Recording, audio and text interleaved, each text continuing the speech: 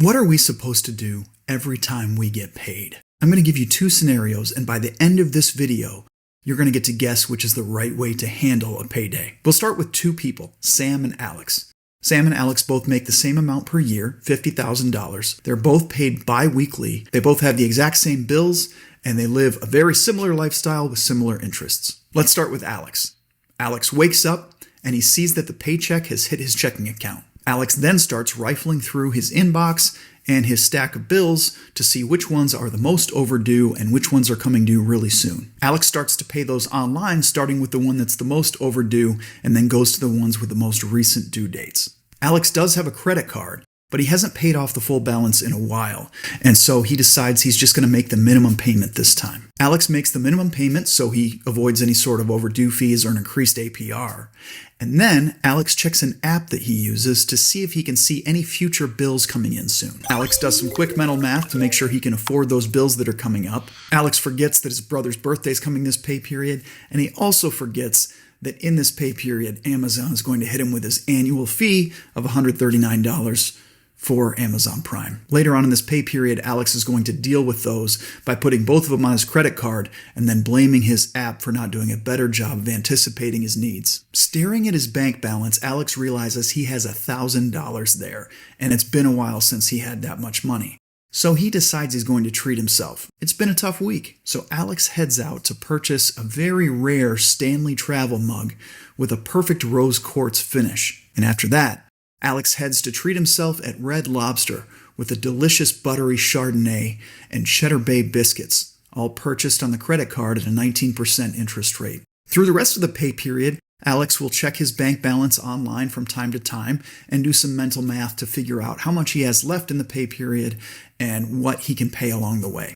Now let's talk about Sam. Just like with Alex, it's payday. Sam opens her eyes and goes to check on her checking account balance, and the paycheck has arrived. But then Sam opens up her spreadsheet, which gives her a view of everything. Let's look at that together. Today's paycheck amount that just came in has already been accounted for, so she can just hard code that value, and Sam can already see what her checking balance will be at the end of this pay period after all the bills come out. In fact, Sam can already see all of the bills that are going to come out of this paycheck and can see the next paycheck coming in. And on top of that, Sam can already see the next 4 years of paychecks, bills, and spending, just like she saw this one. Sam takes a moment to transfer a specific planned amount to her money market savings account for emergencies. It's $25. She hard codes that in and grays out the box so she remembers that she did it. And she also hard codes in the new balance in her money market savings account. Sam also transfers $125 to her credit card balance so she can pay that off. She recently used the card on a purchase of a Stanley tumbler that she really wanted in rose quartz. She makes the transfer before any interest has accrued, and she grays that out too. The credit card balance is back to zero. Other than that, Sam is already done. In a couple days, she'll check her 401k amount to make sure that the right amount was deducted as she planned out in her spreadsheet. She'll also update her 401k balance and hard code that value. Sam does notice that this pay period has an amount in the irregular expected expenses. $179 is there, and she sees in her notes that $139 is for Amazon Prime that hits once a year, and $40 is for her brother Gary's birthday. That's already accounted for in her plan, and she knows her checking account balance will decrease by the amount she's planned for, so it's completely fine. She has the exact same amount set aside that she always does on a bi-weekly basis for food, gas, and entertainment. That's $170. And even though Sam's online checking account balance shows $2133, which is much more than what's in her sheet, she knows what expenses are coming up, and she can see that here at a glance. She can see that after everything is done in this pay period, she's going to end up with $1183 in the checking account. And something Sam can also see is that in April, her checking account is going to go down as low as $278. And that's because so many of her expenses line up at all the same time in that pay period.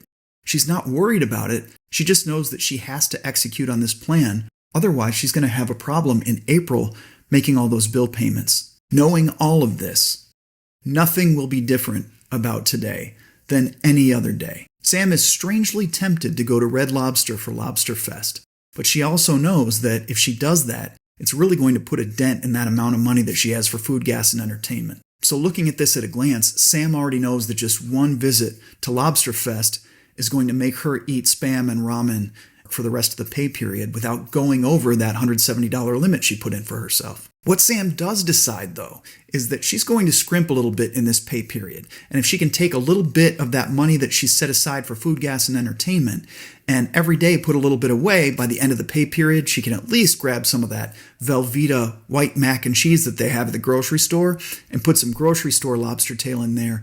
And maybe, if it's a fun night, even take a tug on the old box of Franzia from the garage. In short, Sam has no decisions to make today because she's already planned for this paycheck, just like every other paycheck, for years now. She knew the exact amount that was coming in. She knew the bills that she had to pay. She knew how much she planned for discretionary spending, and she made a couple of minor adjustments, but for the most part, nothing at all changed. She wraps it up and gets a 2 on the Wordle because she's having a great day. So if you haven't guessed it yet, the right way to do this is Sam's way. And the thing that you need to do on payday is practically nothing because you've planned so well for your future that everything is in place way before payday shows up. And it's just a matter of ensuring that you're executing on your plan and following the plan that you've laid out for yourself. But there's some principles in play here that I want to go over with you in comparing Sam and Alex. The first principle in play here is something that economist Richard Thaler refers to as mental accounting, formalized in his paper on mental accounting and consumer choice. Mental accounting describes how people mentally separate money into different buckets depending on where it comes from or how it's labeled. When a paycheck arrives, people often treat it as new money rather than as a part of an ongoing financial picture like the one that Sam had, which makes it easier to spend that new money. Alex felt richer on payday because he was focused on that big old fresh balance, and the only visibility he had into his future obligations was in a separate app that was only somewhat accurate, and it didn't have his brother's birthday or Amazon Prime in there. A system that shows upcoming bills and future expenses helps to reduce the impact of that mental accounting. The second principle at play here is that spending reliably spikes right after paychecks arrive.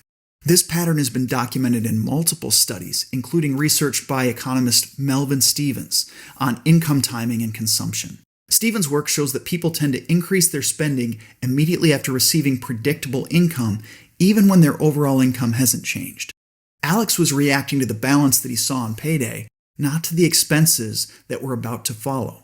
The third concept here is called present bias. This is a concept studied extensively by economists like David Laibson. Present bias means that we place more weight on immediate rewards and costs than on future ones. Alex made decisions based on how things felt today, rather than on what those decisions would mean later in the pay period. Sam's system didn't eliminate present bias entirely, but it reduced its impact by making the future consequences immediate and familiar and easy to see and hard to ignore. And the fourth principle here is that system design beats willpower. The way choices are structured matters more than willpower alone. Research by behavioral economists Shlomo Benartzi and Richard Thaler, including their work on Save More Tomorrow, shows that systems, defaults, and pre-commitments can significantly improve financial behavior. Sam didn't rely on motivation on payday. Her system already accounted for the future, and she made good decisions easier to follow through on because she could see it all so clearly. Having a system like Sam's isn't about discipline and waiting to see the results.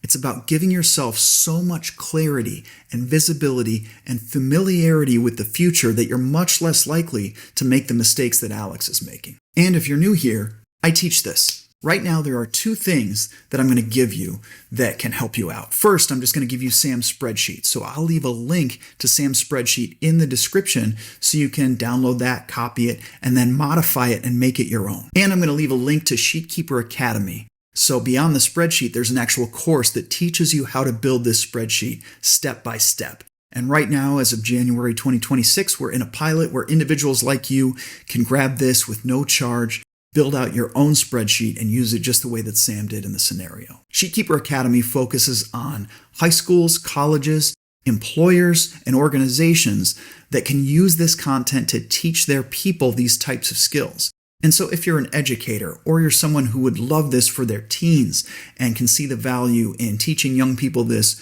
before they get into their habits and patterns, then this could be for you, and it would be great for you to check out sheetkeeperacademy.com, look at the links there, and introduce this to your school board, your school superintendent, or principal. And like this one, in many of the videos that I put together, there are spreadsheets with scenarios like Sam's that can teach you different skills. I recommend next that you check out this video that I'll put a link to here to learn about a scenario where you can build an emergency fund while also paying off debt.